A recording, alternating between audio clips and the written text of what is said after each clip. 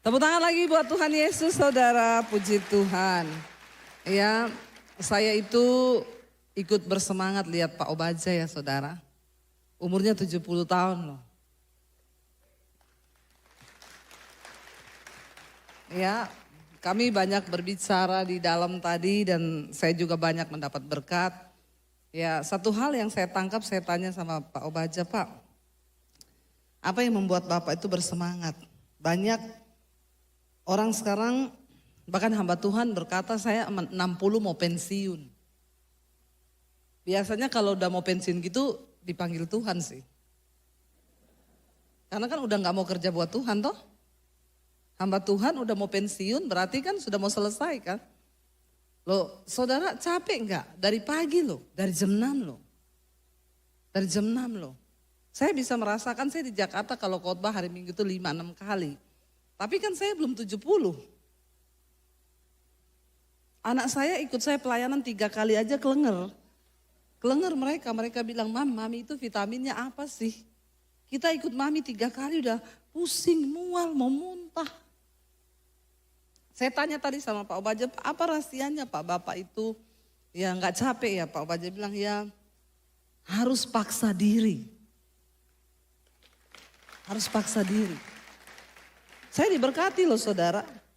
Dalam segala hal itu kita harus paksa diri. Memaksa diri itu sama dengan mengalahkan keinginan daging. Karena daging ini sukanya nyaman. Daging ini sukanya nyaman. Ya, daging ini sukanya yang biasa-biasa aja lah. Nggak usah yang terlalu wow lah, ngapain gitu loh. Saya tuh banyak menangkap hal yang luar biasa. Saya justru datang ke sini nih, rasanya bukan saya yang melayani, tapi saya dapat banyak berkat dari obrolan dengan Bapak saudara ya. Dengar beli tanah 20 hektar, mau bangun yang seperti itu. Ya kalau kita mau pikir ya dalam umur yang seperti itu Pak Obaja itu bisa aja kah seneng-seneng ke luar negeri ya Pak ya. Istirahat, pensiun. Saya dengar visinya Bapak itu kayaknya saya yang capek. Lu jujur loh saudara. Tapi satu hal yang saya pelajari ketika kami ngobrol bercakap-cakap. Yang saya dapat dari Tuhan tuh begini saudara. Tuhan tuh bicara pribadi kepada saya. Aku tuh memberikan kepercayaan kepada seseorang itu sesuai kapasitas imannya. Loh bener. Loh Pak Obaja itu manusia biasa loh. Sama seperti kita manusia. Beliau itu bukan otot kawat tulang besi. Saya berpikir tadi banyak hal loh. Saya bilang Tuhan, iya ya saya yang masih umur segini. Apakah satu saat juga Tuhan akan beri kepercayaan hal-hal yang besar? Karena tidak semua orang, saudara, yang namanya tercatat di dalam Alkitab, itu bukan sembarangan orang. Itu adalah orang-orang yang dipilih Tuhan, mereka ngomong yes, dan mereka melakukan apa yang Tuhan mau, dan paksa diri. Paksa diri, iya benar kita harus paksa diri. Di dalam mendisiplinkan kehidupan rohani pun kita juga harus paksa diri. Loh saudara datang di gereja ini kan saudara maksa diri enggak? Yang maksa diri untuk datang ke gereja berapa banyak? Kan bisa aja kita berkata, enggak usah lah saya nonton di YouTube juga bisa ah. Ngapain sih saya harus capek-capek? Ya karena untuk kesini pun kan kita bayar harga toh. Tapi Tuhan itu melihat bagaimana usaha kita memaksa diri itu. Makanya Rasul Paulus bilang begini, aku melatih tubuhku dan menguasainya seluruhnya. Supaya jangan setelah aku memberitakan Injil, aku ditolak sama Tuhan. Aku melatih diriku, aku memaksa diriku untuk disiplin melakukan firman Tuhan. untuk berjalan di dalam ketaatan supaya jangan setelah aku memberitakan Injil aku ditolak sama Tuhan. Ternyata sekelas Rasul Paulus masih takut ditolak loh. Saudara takut nggak ditolak Tuhan? Atau sudah terlalu pede? Oh saya pasti masuk surga Bu. Maaf saudara, maaf. Atau kita ini hanya mau menjadi Kristen biasa-biasa yang tidak pernah ada terobosan dalam hidup kita, yang tidak pernah ada cerita apa-apa dari iman kita. Setidaknya saudara harus punya kesaksian pribadi. Kita mengalami pengalaman yang ilahi bersama dengan Tuhan. Amin saudara. Pengalaman ilahi bersama Tuhan itu adalah sebuah kekuatan dalam pengiringan kita kepada Tuhan. Loh benar saudara. Saya mendengar pengalaman dari Pak Obaja saudara. Saya sendiri dibangun. Banyak hal yang saya dan suami dapat dan kami belajar. Belajar saudara, ternyata ya Tuhan yang besar itu, Tuhan yang hebat itu mengerjakan segala sesuatu perkara-perkara yang hebat hanya dengan orang-orang yang mau paksa diri. Mau paksa diri untuk apa? Berjalan dalam ketaatan. Paksa diri untuk apa? Melangkah di dalam kekudusan. Paksa diri untuk apa? Sungguh-sungguh taat mengalahkan kedagingan kita. Itu perlu paksa diri loh saudara. Tapi yang namanya manusia selalu maunya tinggal di zona nyaman. Dan kenyamanan itu adalah musuh terbesar dari iman. Tapi kota Solo terpilih menjadi kota jangan tepuk tangan. Kota Solo terpilih menjadi kota nyaman untuk tinggal. Ngeri loh, jangan tepuk tangan loh. Ya, karena Tuhan itu gak suka kenyamanan loh. Ya, jadi makanya mungkin yang di Solo orang hidup 50.000 itu sudah bisa makan satu hari. Iya toh? Saya ini dulu tinggal di Solo saudara. Di Mojosongo. 50.000 itu saya sudah bisa beli, enggak usah masak juga bisa. Beli soto ya di tetangga. Mbak soto mbak berapa? 10.000 aja. Kuai sing akeh. Ya, yang banyak kuahnya. Lalu beli tempe gorengnya berapa? 500. Beli 5 ya, sama telur ya, bisa. Buat satu hari makan udah bisa itu di Solo. Ya, kalau mau makan di pinggir-pinggir jalan malam ya, cari nasi kucing. Ya tuh wedangan toh. Sekarang wedangan berapa satu bungkus? Masih ada ya? Masih ada saudara. Tapi hati-hati loh saudara. Kenyamanan itu seringkali membuat daya juang. Ya. Paksa diri seseorang itu akhirnya mati. Enggak ada iman pun seperti itu. Orang-orang yang tercatat di dalam Alkitab mereka bukan orang-orang yang mau berada di zona nyaman. Karena itu nama mereka tercatat di Alkitab. Sebagai pembuat sejarah. Sebagai orang-orang yang menggenapi rencana Tuhan yang besar dalam hidup mereka, saudara. Loh benar. Ketika pertama kali Yusuf menceritakan mimpinya kepada keluarganya. Dia cerita, aku dapat mimpi, berkas-berkas gandummu itu menyembah kepada berkas-berkas gandumku. Saat dia menceritakan mimpi yang dari Tuhan, maka saat itu juga dia masuk ke dalam salah. Waktu kita mau menggenapi rencana Tuhan atas hidup kita, maka pasti kita akan menemukan masalah. Dan hanya orang-orang yang berani menerima tantangan yang akan melihat bagaimana Tuhan bekerja di dalam hidup mereka. Saudara, Tuhan tidak cari orang punya yang iman gampangan. Ada seorang profesor yang bikin penelitian. Dia mencoba menolong kupu-kupu. Dia bikin penelitian. Satu kupu-kupu dibiarkan bergumul untuk keluar dari cangkangnya. dari kepompongnya. Tapi satu kupu-kupu dia tolong dipotongin dengan silet, saudara. Dua-dua kupu-kupu itu keluar, tapi dia kaget setengah mati. Karena kupu-kupu yang berjuang sendiri keluar dari cangkangnya. Waktu dia keluar ternyata sayapnya indah berwarna-warni. Tapi kupu-kupu yang ditolong pakai silet untuk keluar.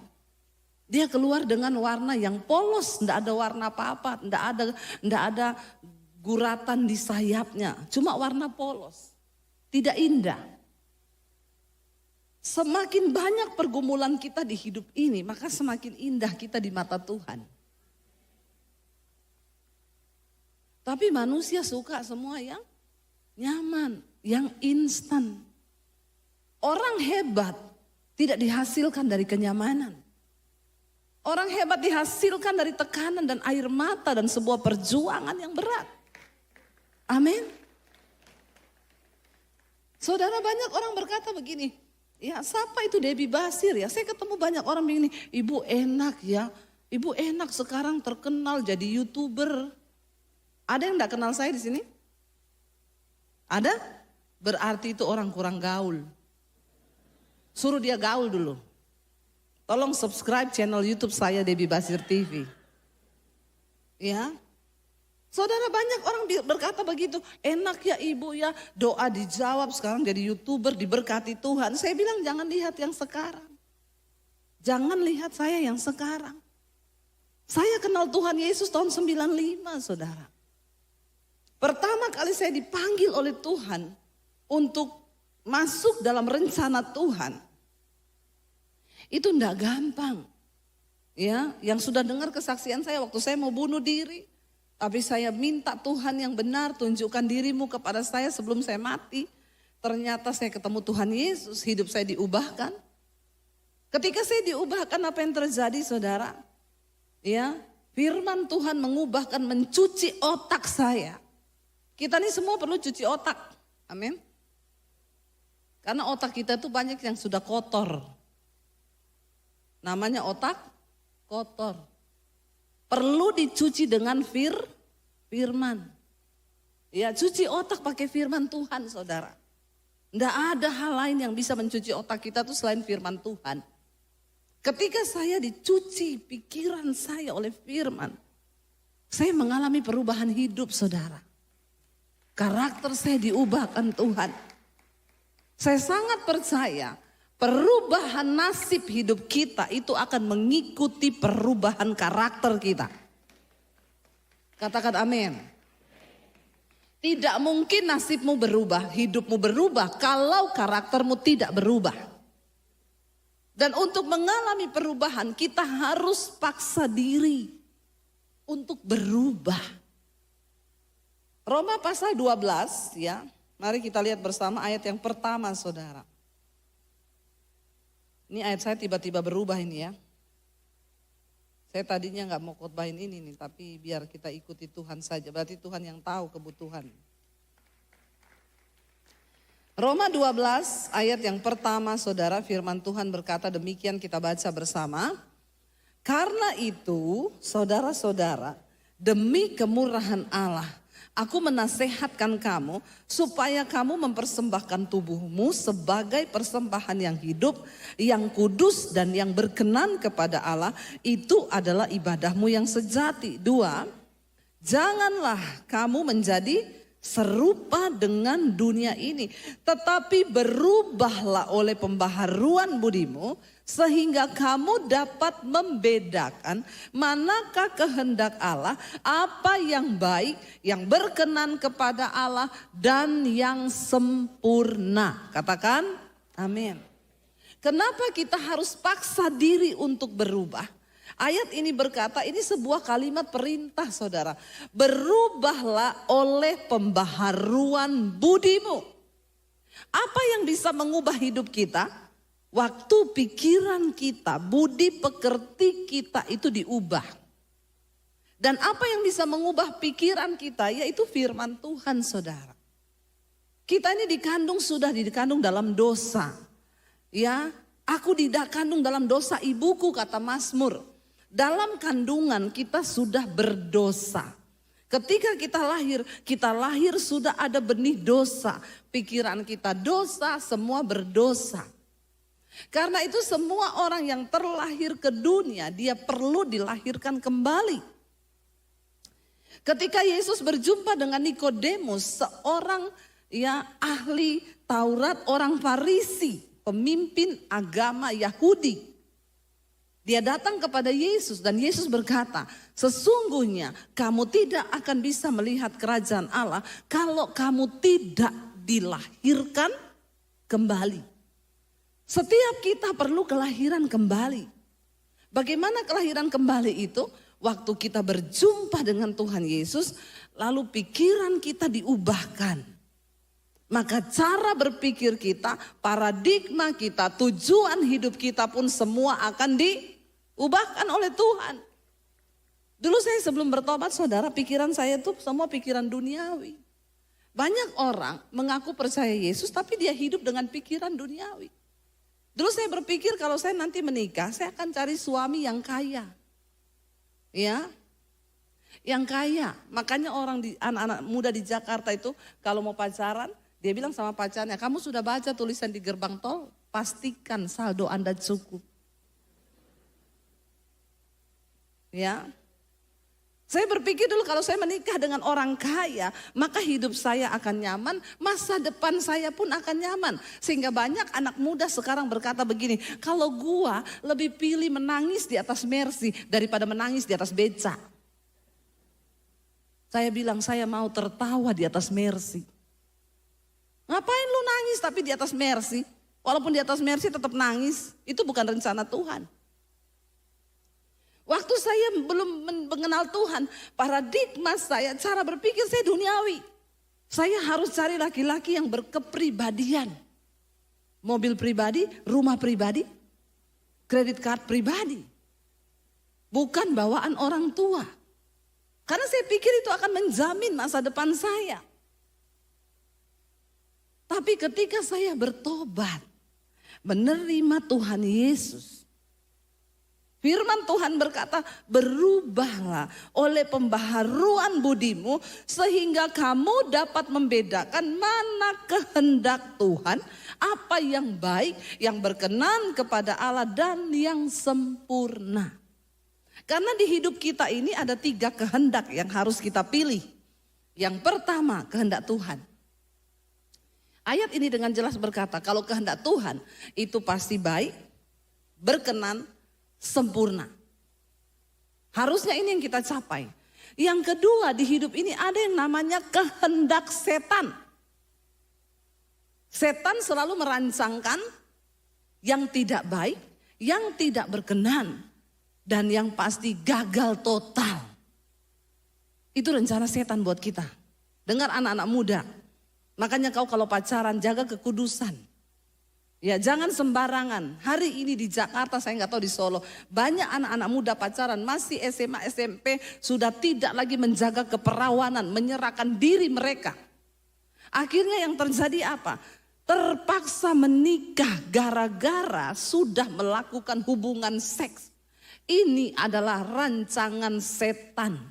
Kenapa banyak terjadi perceraian di kalangan Kristen? Karena dari awal pernikahan bukan tujuan Tuhan, tapi tujuan setan. Makanya please anak-anak muda, buka matamu. Jangan bilang cinta itu buta, cinta itu melek. Amin. Kalau kau sudah menikah baru buta, karena udah gak bisa buat apa-apa. Kalau masih pacaran melek. Makanya saya sangat melarang di bawah 20 tahun pacaran. Orang di bawah 20 tahun gak usah pacaran. Kau saja belum tentu arah hidupmu mau kemana. Di bawah 20 tahun pacaran, buang pulsa, buang tenaga, buang pikiran, buang ongkos. Ya, ndak usah dulu pacaran. Selesaikan sekolahmu, kuliahmu, baru kau pacaran. Supaya kau tidak melanggar kekudusan hidup. Katakan. Itu yang harus kita pegang. Dengar ya anak-anak muda, kalau kau ekstrim dengan Tuhan, Tuhan tuh ekstrim loh dengan hidupmu. Apa yang mau kau cari? Rencana Tuhan itu yang terbaik buatmu. Ingat loh, jodoh kita tuh cuma satu. Jadi nggak usah gonta-ganti cari-cari. Nanti di atas umur 20 baru berdoa, Tuhan pertemukan aku dengan jodohku. Itu baru berdoa tuh, mulai buka hati bagi orang. Bergumul benar-benar tuh di atas 20 tahun. Karena di atas 20 tahun jodoh di tangan Tuhan. Di atas 30 tahun Tuhan lepas tangan. Tidak saudara ya, Tuhan tetap bekerja ya. Tapi berat, harus dengan doa dan puasa. Kalau sudah di atas 30 tahun. Ya tapi serius saudara, serius. Waktu kita mengerti rencana Tuhan, makanya dikatakan berubah dulu. Dan untuk bisa berubah perlu paksa diri. Loh, sekelas Pak Obaja loh, umur 70 melakukan kehendak Tuhan harus paksa diri, apalagi kita ini toh. Amin. Loh benar. Ya, saya benar-benar dapat berkat saudara dari perbincangan. Ya, saya menangkap banyak hal yang saya tangkap. Dan saya pegang itu, saya bilang Tuhan saya juga mau. Paksa diri. Memang harus paksa diri. Saya tuh pelayanan ya saudara. Puji Tuhan sekarang ini kami diberkati Tuhan lewat YouTube. Jadi saya tidak lagi mencari uang lewat pelayanan khotbah. Ya, kalau saya dapat persembahan dari pelayanan khotbah, saya masukin untuk sekolah misi saya karena kami harus sekolahkan anak-anak dari desa yang tidak mampu. Saya bisa loh. Kalau saudara, kadang saya capek loh. Kita tuh pelayanan saudara. Pelayanan tuh enggak enak saudara. Kadang orang pikir enak ya ibu, ya terbang sana, terbang sini. Kita tuh kadang bangun pagi, dua-dua bangun gini. Kita di kota mana ini ya? Bingung loh, ini di Semarang, Makassar, Manado, apa di mana ya? Bingung. Apalagi kemarin kita pelayanan saudara ke Surabaya kan, dari Jakarta saya terbang ke Surabaya.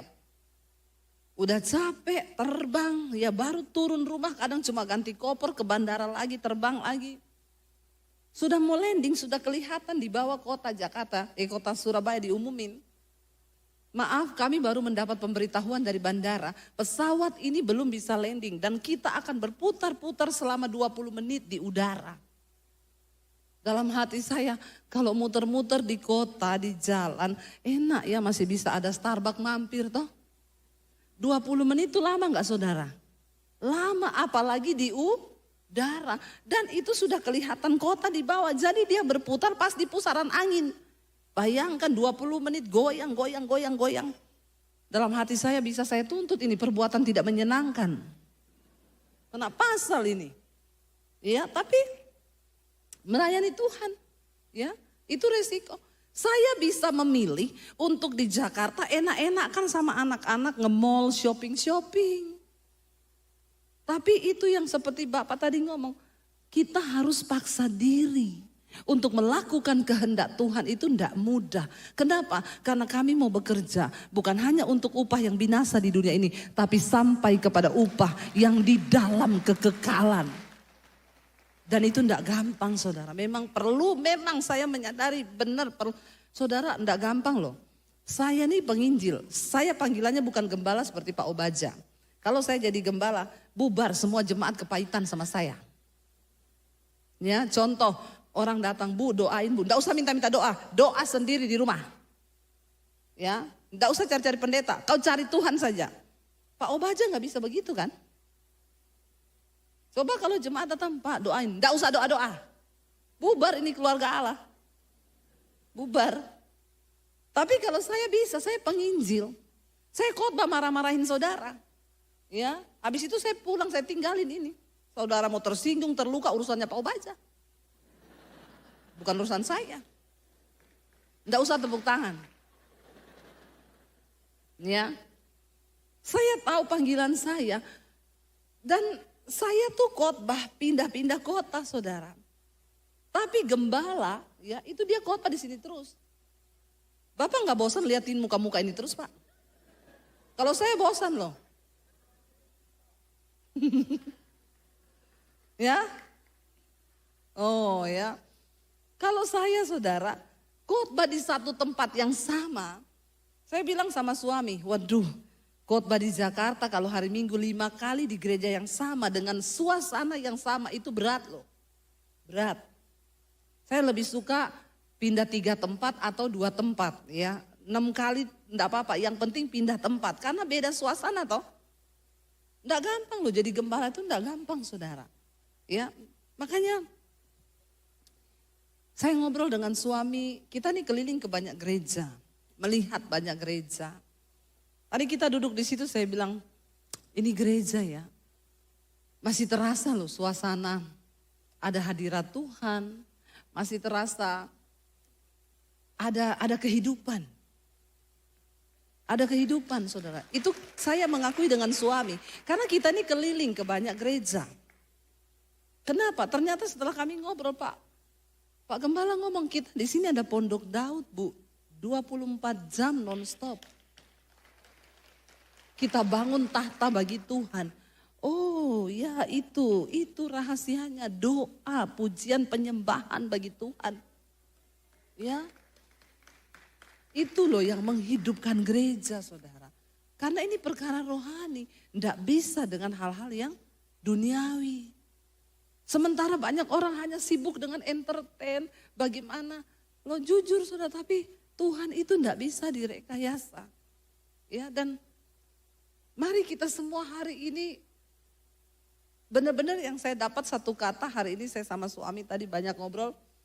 Yes, paksa diri. Paksa diri untuk hidup kudus. Paksa diri untuk taat sama Tuhan. Paksa diri untuk berubah saudara, berubah. Kita akan memasuki tahun yang baru saudara. Jangan masuk dengan cara hidupmu yang lama. Tidak ada yang bisa menjamin tahun depan ini akan terjadi apa. Anak muda, kau jangan sombong dengan kekuatanmu. Jangan sombong dengan ilmu yang kau dapat. Dunia terus berubah. Sekarang banyak kepintaran manusia yang mulai digantikan oleh robot. Ya, banyak yang mulai digantikan oleh mesin. Bank-bank mulai memberhentikan pekerja-pekerja administrasi. Kenapa? Itu bisa dilakukan oleh komputer. Bisa dilakukan sekarang.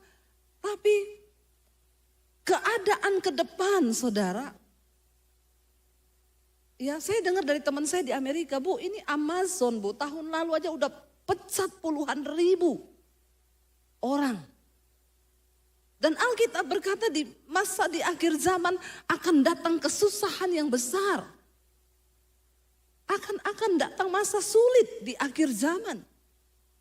Dan kita nggak tahu apa yang akan terjadi. Tapi saya mau bilang kepada kita semua, terutama engkau anak-anak muda. Orang yang hidup mengandalkan Tuhan tidak akan pernah ditinggalkan. Orang yang sungguh-sungguh mengandalkan Tuhan diberkati, orang yang mengandalkan Tuhan, yang menaruh harapannya pada Tuhan, yang hidup menghormati Tuhan. Bagaimana caranya kita hidup menghormati Tuhan?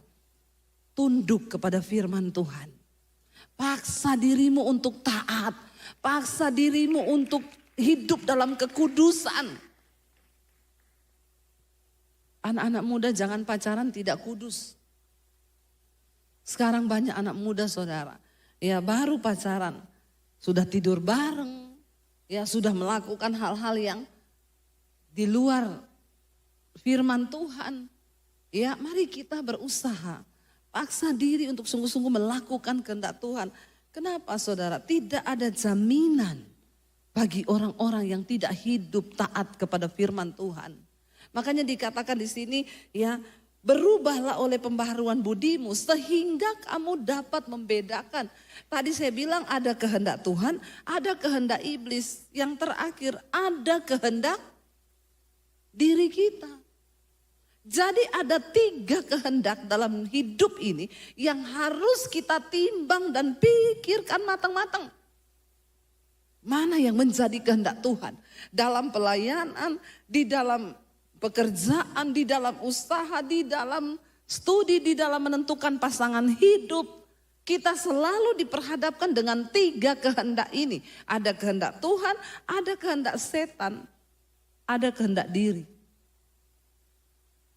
Kalau kita bicara tentang kehendak setan, sudah pasti itu jahat dan tidak berkenan. Tapi kalau kita bicara kehendak diri, nah ini yang sering kali abu-abu.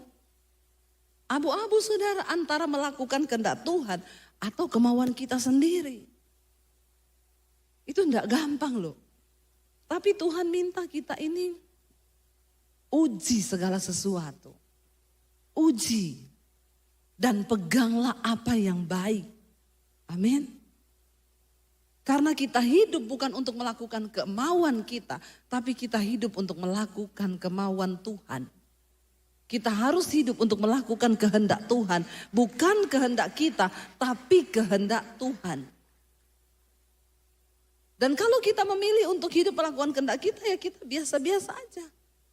Kita tidak akan melihat terobosan, kita nggak akan melihat perkara yang ajaib.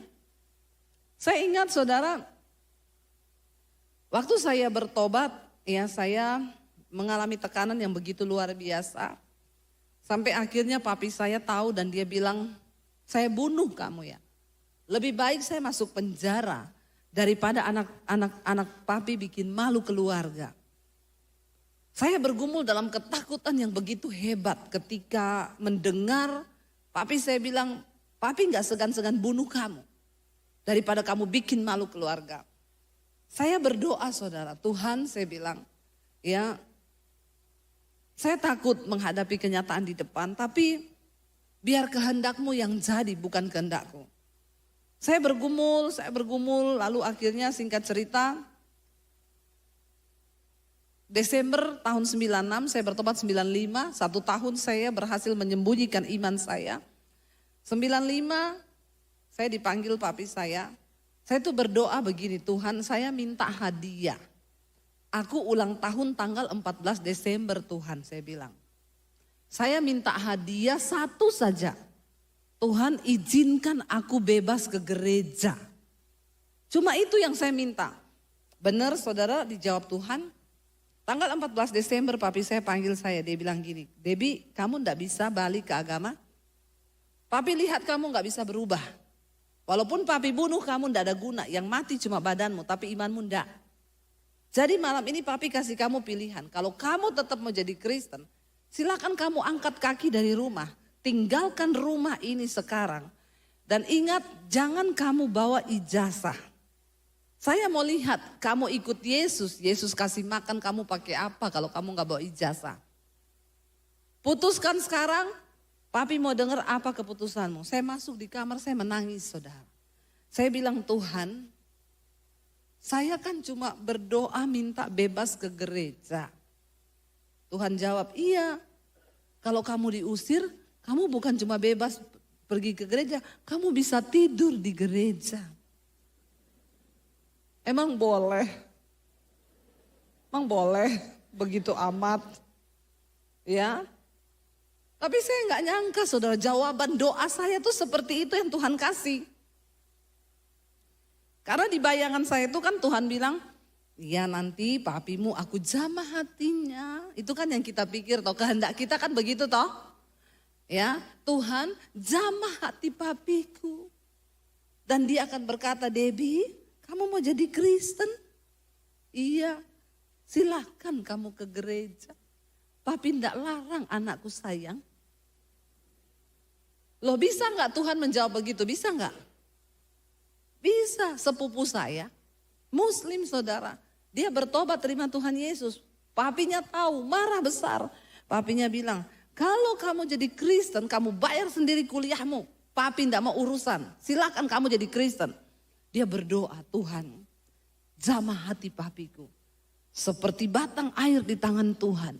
Tuhan akan mengalirkannya kemanapun Tuhan ingini. Itu kan ayat toh. Dia doa puasa saudara. Cuma 3 hari. Papinya terbang datang ke kotanya dipanggil. Nur Hayati, sini kamu.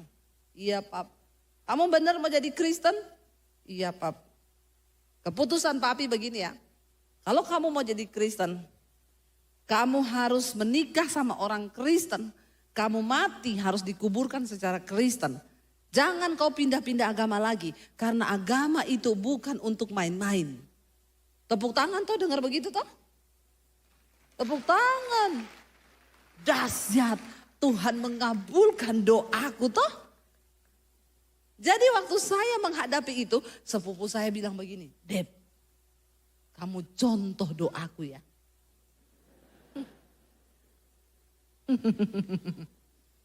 Kamu contoh doaku. Dia kasih saya ayatnya, nih catat ayatnya. Kamu ganti di situ hati raja menjadi hati papi.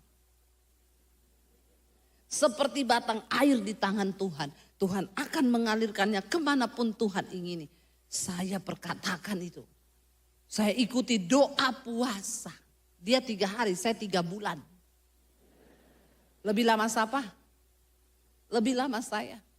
Dengan harapan kehendakku jadilah. Dengan harapan papi saya datang dan berkata, sini kamu Debbie, kamu mau jadi Kristen? Cari jodoh orang Kristen. Kamu mati dikuburkan secara Kristen, jangan pindah-pindah agama. Maka kita tepuk tangan. Kenapa enggak ada yang tepuk tangan? Enggak usah tepuk tangan. Saudara, ternyata doanya dijawab Tuhan. Benar, saya dipanggil. Sini kamu mau jadi Kristen? Iya. Angkat kaki dari rumah.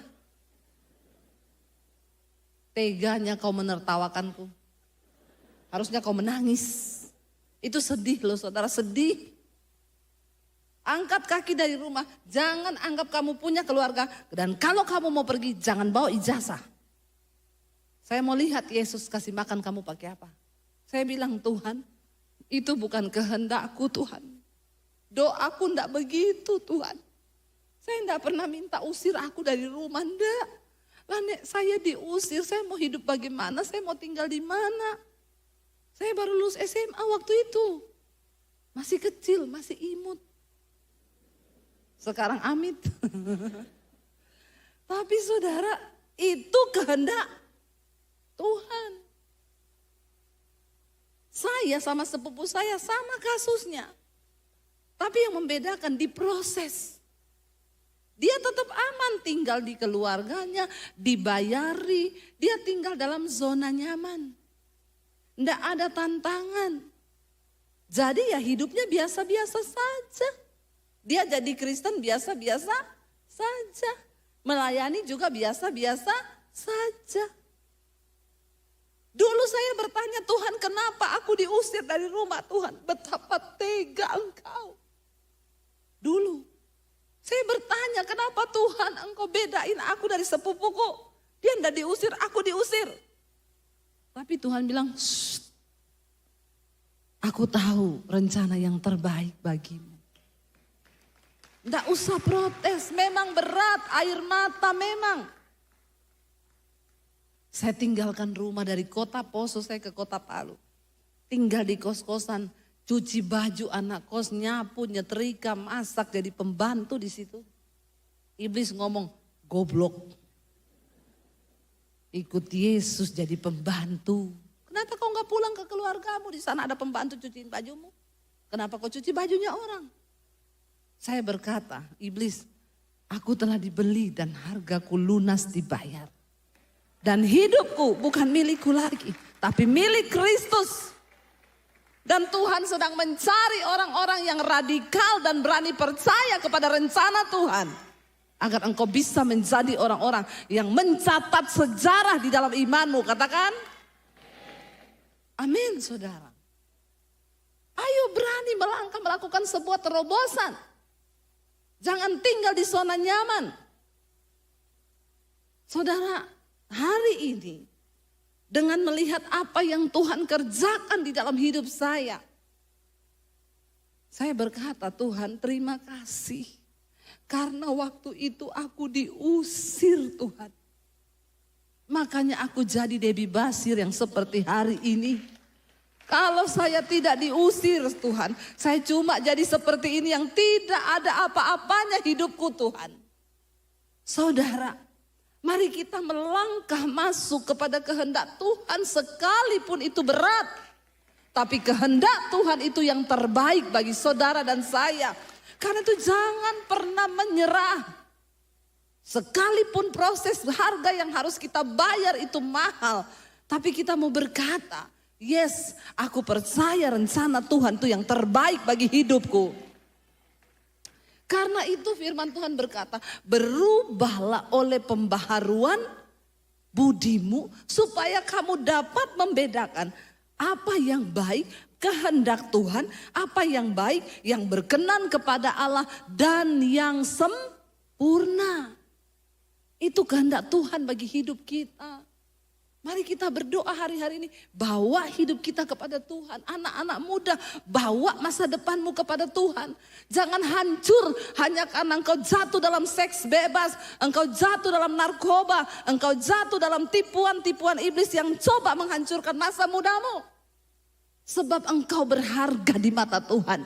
Engkau mulia di mata Tuhan. Dan Dia punya rencana yang besar bagi hidup saudara dan saya. Amin. Jangan biarkan setan merusak hidup kita. Jangan biarkan rencana iblis yang terjadi atas hidup kita. Tapi kita berdiri saudara, supaya kita menjadi berkat bagi bangsa ini. Menjadi berkat bagi kota kita. Dan orang bisa melihat kita sebagai suratan Kristus yang terbuka. Sebab hidup kita bisa dibaca oleh semua orang. Kalau engkau berkata pengikut Kristus tapi hidupmu gak berubah, perlu bertanya apakah engkau sungguh-sungguh ketemu Tuhan atau tidak. Karena orang yang berjumpa dengan Tuhan, dia harus mengalami perubahan hidup. Amin saudara. Ketika saya bertobat, saya berjumpa dengan Tuhan Yesus. Tapi saya bilang, oh ini penyebabnya makanya kamu jadi aneh. Dan semua orang yang bertobat pasti akan jadi apa? Coba lihat kanan kirimu bilang, udah aneh belum kau? Bilang, ya kau udah aneh belum? Kenapa saya bilang aneh? Dulu saya keluar dugem, pulang jam 2 malam, dipukuli papi saya. Dihajar sampai babak belur. Awas kalau kamu pulang malam. Besok saya nggak pulang jam 2, saya pulang jam 3. Tambah dihajar nggak? Dihajar lagi. Semakin dihajar saya bilang, kenapa kau nggak bunuh saya sekalian? Saya nggak pernah minta lahir di dunia ini. Saudara, engkau tidak akan pernah bisa mengubah anakmu, suamimu, siapapun. Hanya Tuhan yang bisa mengubah seseorang. Karena itu saudara, mari kita menjadi saksinya Tuhan. Warisan yang paling baik untuk engkau tinggalkan bagi anak-anakmu itu warisan iman. Bukan harta, bukan kekayaan, tapi iman kepada Tuhan. Supaya mereka melihat bagaimana hidup orang tuanya. Dan mereka bisa meniru. Daud berkata kepada Salomo. Dia bilang, hai anakku, kalau engkau kelak menjadi raja, kenalilah Allah ayahmu. Kenalilah Allah ayahmu. Kenapa Daud berkata begitu saudara? Ini berbicara tentang hubungan Daud dengan Tuhan.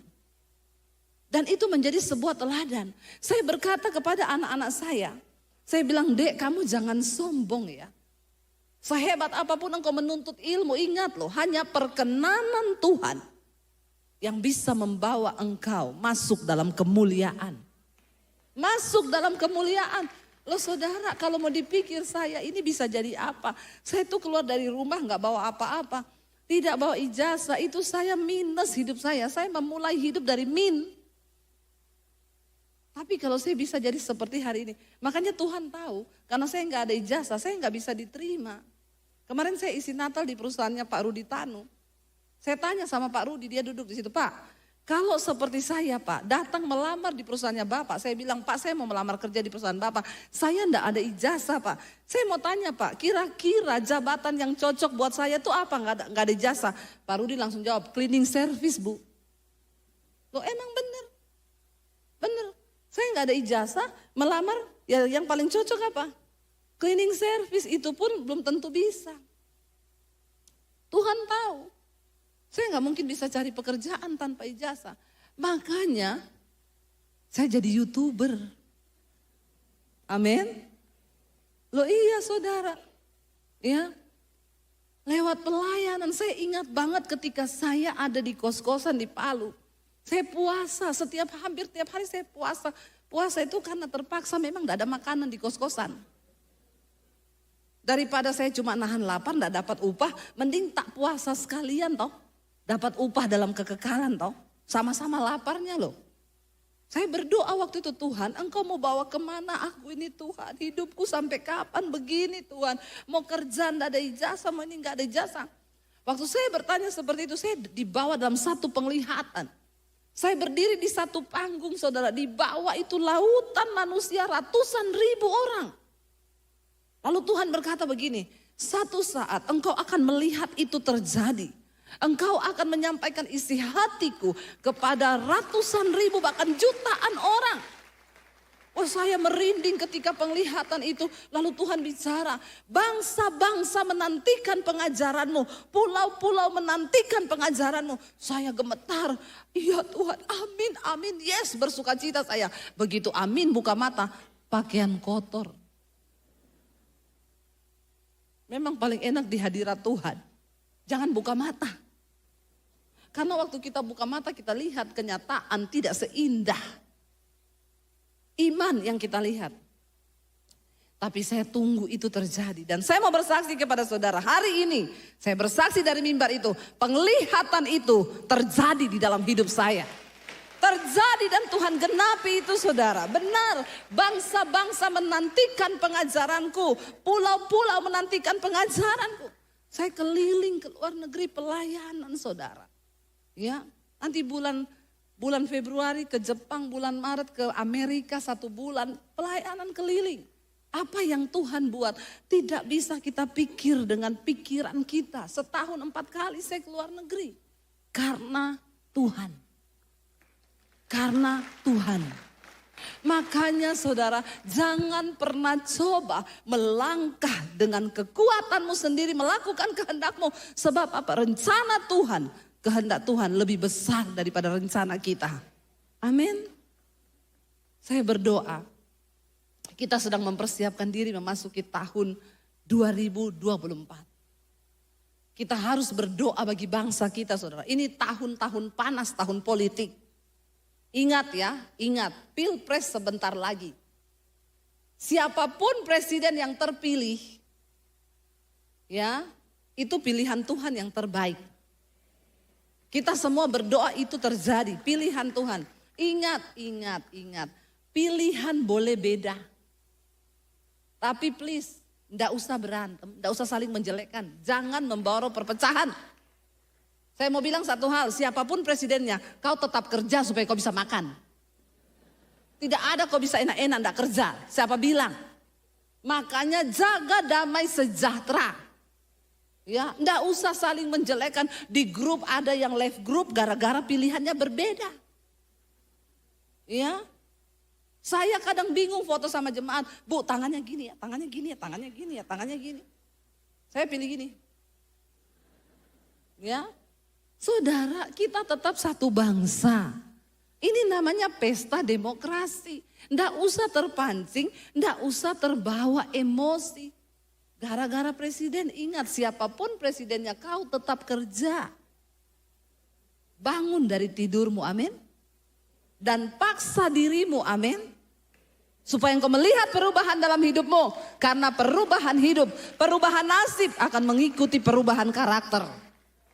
Kalau karakter kita berubah, nasib kita berubah. Karaktermu gak berubah, jangan mimpi kau lihat perubahan pada nasibmu.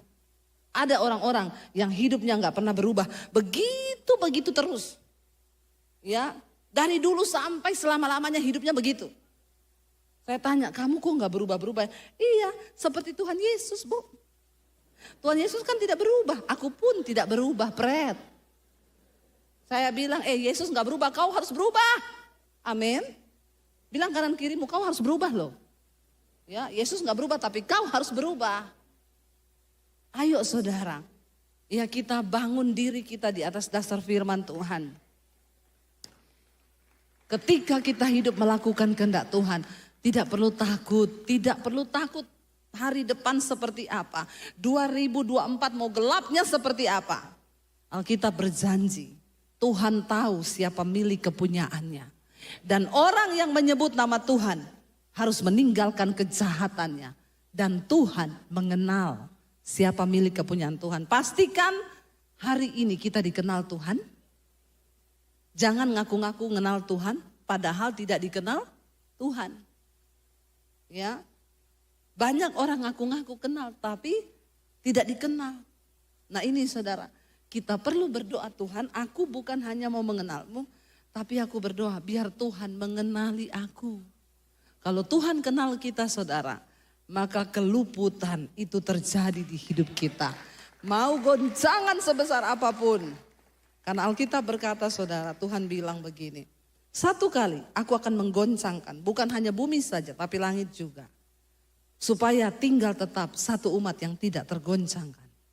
Waktu kegoncangan itu datang, orang yang bersandar kepada Tuhan, pertolonganmu datang dari Tuhan sendiri. Pengharapanmu hanya ada kepada Tuhan. Mari bangkit berdiri bersama saudara. Angkat tanganmu di hadapan Tuhan. Katakan bersama pujian ini. Pertolonganku Datang darimu, pengharapanku ada dadamu. ku tak Takkan goyah, ku takkan gentar, sebab kau gunung batuku, kota bentengku, pertolonganku datang darimu, pengharapanku ada dalammu. Ku tak akan goyah, ku tak akan gentar, sebab kau gunung batu, kota benteng keselamatanku.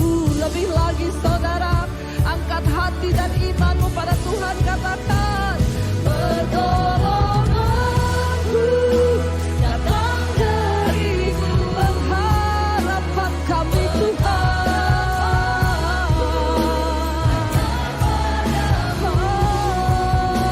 Ku tak akan goyah, kami tidak akan pernah goyah, kami tidak gentar Tuhan, sebab kami percaya Engkau sumber pertolongan. Pertolonganku datang darimu, pengharapanku hanya padamu.